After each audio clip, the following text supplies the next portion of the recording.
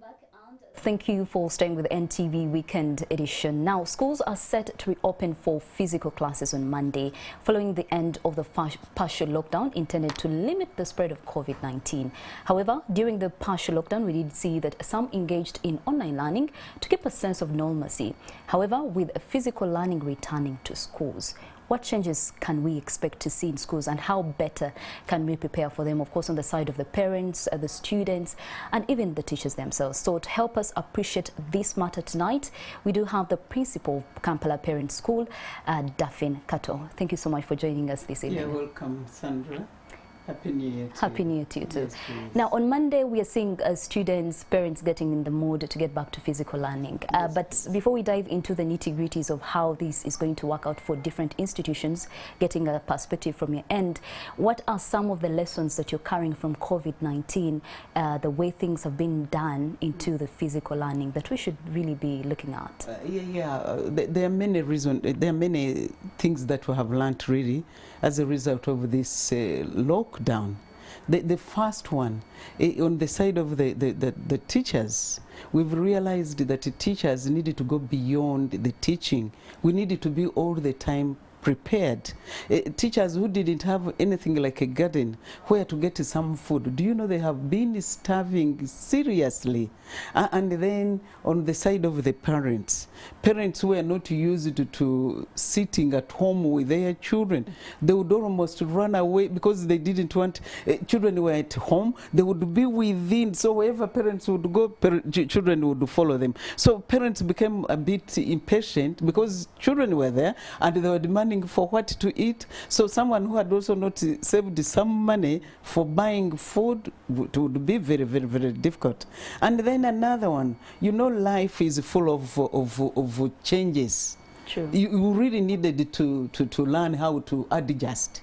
If your spending has been so high, you had to do what? To sit with your family. If you're a dad, you sit with your mom and say, you know, we've been eating meat almost every week. What do? We've been eating chicken. Now we need to change because the money is not there. Many companies were not working. In fact, most people are not working. So you also had to cut the cost of what you have been spending. And then on the side of the directors, those who have been with the schools and been renting, you know, it was really terrible because some of them were turned into rentals. Others, the owners had to send them away because they could not what? They could not pay. So it shows that you also need to start something which is within your reach. You don't have to overstrain. Because if you overstrain, you end up even losing the little would be. That is true. Now, speaking of us accepting changes, we did see some innovations coming through, such as online learning. Yes, as please. Kampala parents, or even from your interaction with other institutions, do you plan to carry it on? We also know that there are those that were not able to carry on with online learning at all. How are you going to incorporate the two into the system? Thank you very much. We've talked about the online. I want to say, Kampala parents, we are really very, very grateful because we were able to start the online. That was 2020 when we went for the first lockdown, and we've been very successful in the 2 years. We've been able to have online throughout, and we really want to thank our parents for Kampala parents, who have been able to sponsor the gadgets, the data, and making sure that children settle and use the online. And we've been able to teach them. Can I even tell you, on the online, things like cookery. Our children, you can't believe, we are taught how to prepare some traditional foods like the luvombo. I don't know whether you can prepare one. Baking, all that. Even the sports, by the way. Do you know we're doing some physical education, counseling? There is a lot that we have been able to do online. And with the online, the good thing, children were able to interact with their friends because they would be able to see them. There was that interaction. So to answer your question, I feel online is something we should continue with. We shouldn't say, yes, we are going back for physical learning. We should put a full stop on the online. I feel that is something we should continue with once in a while. If you feel there is something you have to share with the children, you can always communicate to the parents, and you continue with them. Now, it has been really a tough period for parents, and we may say we're not given enough time to really prepare for the reopening of schools, we could put it that way. In terms of, say, tuition fees and the requirements needed at school, what are the strategies that you have in place so that every single child that desires to return back to study is actually embraced? Are there some changes that you're making to make it more favorable? Yeah. You know, Sandra, it is very interesting. All the schools, the parents, the children, the owners of different schools, they've been saying, wow, when are we stop? When is this lockdown ending? We want to go back to school. Time has come, people are saying we are not ready. Why has the government come up with this? So what I think, you know, schools have to work hand in hand with the parents. A parent who goes to school and says, please, school management, I don't have all the money required. I have something to start with, because also schools have to really have what they need to get money to buy food. Like our school, we provide almost everything. We provide the stationery, you don't have to carry any books, so we need something to start with. So if you go and you come and approach us and they say, I have been able to get 50%, 60, 70, I don't think the management will say, no, go, we are not ready to entertain you. We will. For example, our school, all along, those who have had children in our school, we've been charging 500,000 for admission. If you are to bring a child to our school, you pay 500,000. But we said, because most of the parents have been not working during this lockdown, let us do away with the admission fee. And we thought of the COVID relief. So we don't charge anything now. So admissions are free, and by the way, they are ongoing. I'm alerting parents, those who are still looking for schools, please bring your children. We have so schools management should be ready to listen to the parents, those who come when they don't have all the money. But at the same time, someone coming without anything, then that one is also a bit of a problem. Okay, now not to sound like a prophet of doom, yes, but previously we did see schools reopen and again stopped. If that happens, are there measures that you're putting in place? Are you prepared for that as well? Is that something that you've considered in the way? And I think at this moment in time, I need also to advise my colleagues, the head teachers, the teachers and owners of the schools, you know, that we should be prepared. God has given us a chance. The President has been able to open us. We are starting physically. The moment children come, we should not waste time. Schools which are serious, teachers have been there planning. We know what we're going to teach. You know, when you waste time, you don't cover a lot. So the moment children come, of course, I know the first 2 weeks will be orientation time. But the moment we go into the serious teaching, we should try to cover a lot, knowing that probably if anything happens, they will go back. And my suggestion, like Kampala parents, if we go back for another lockdown, we will still continue with our online. And I think we really needed to prepare, and I know most teachers, if not all, they've prepared. Really, where I come from, Nakawa, we've had a series of training meetings from our inspectors, our supervisors, taking us through what we have to do. So we are really prepared for whatever will come. Now, cases of, teenage pregnancy, we did see those where some of the biggest challenges of the COVID-19 pandemic.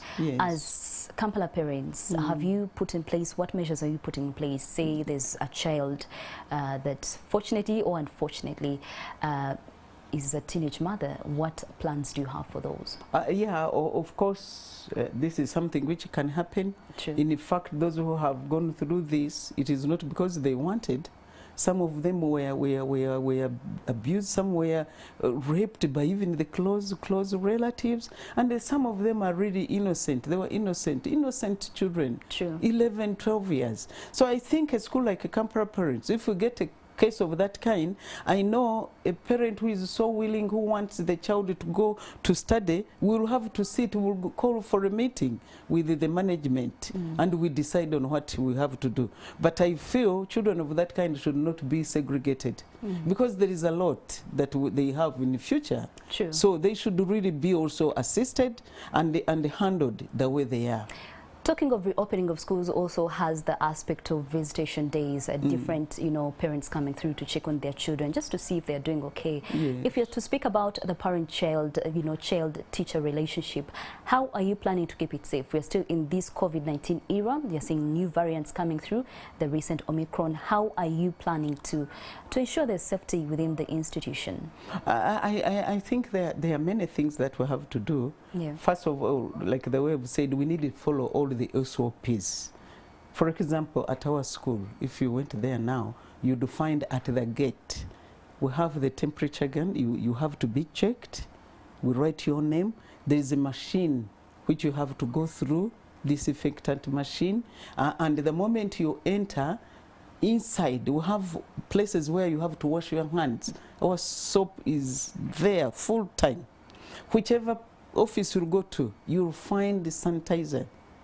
But on the issue of having visitors, parents visiting schools, I think that has to be reduced. Not whenever a parent wants to come and they check on the child, you limit, because really.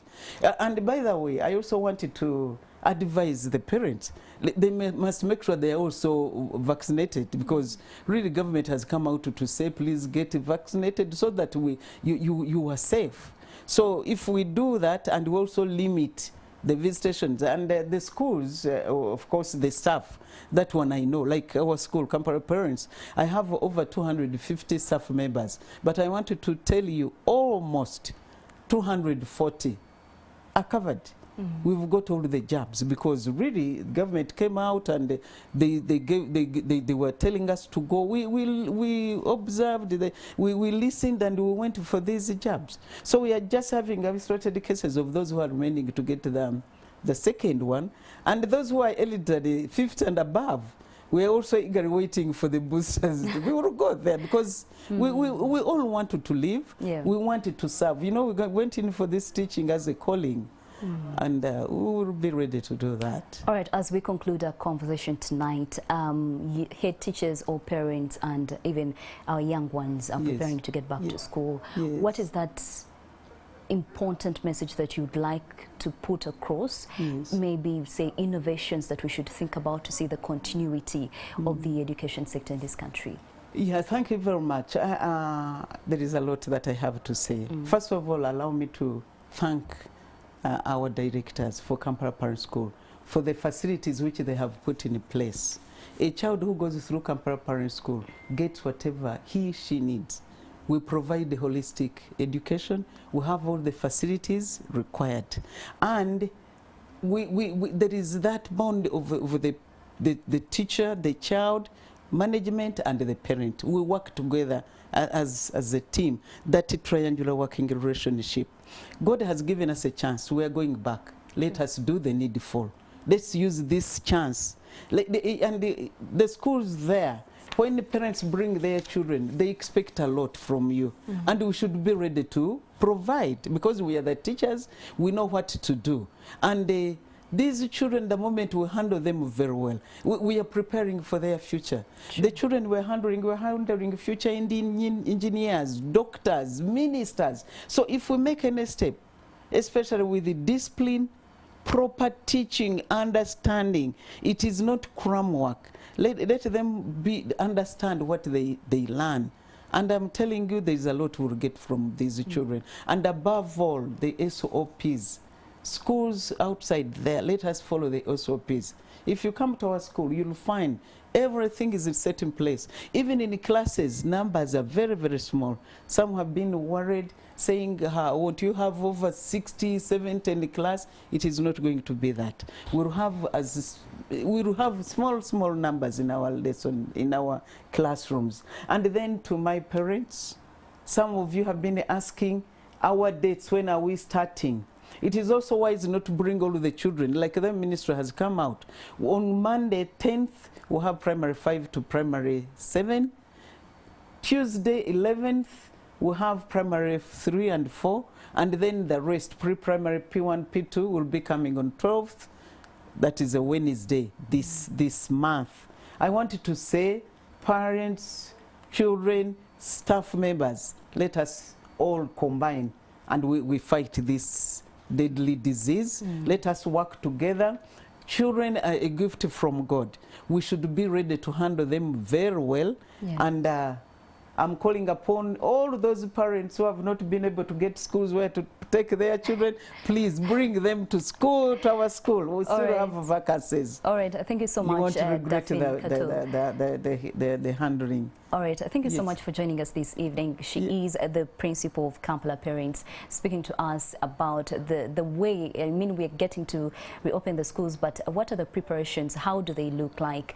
And what should we have at the back of our minds as we prepare to see physical education, physical learning get back to us? We do hope that things will go smoothly, and hopefully the schools are not closed again. We keep hopeful, and as NTV will continue to update you on how the process, on how the days go by, just to keep you in the loop of how everything is being handled in every single part of the country. We'll take a short break, and NTV Weekend Edition will return shortly.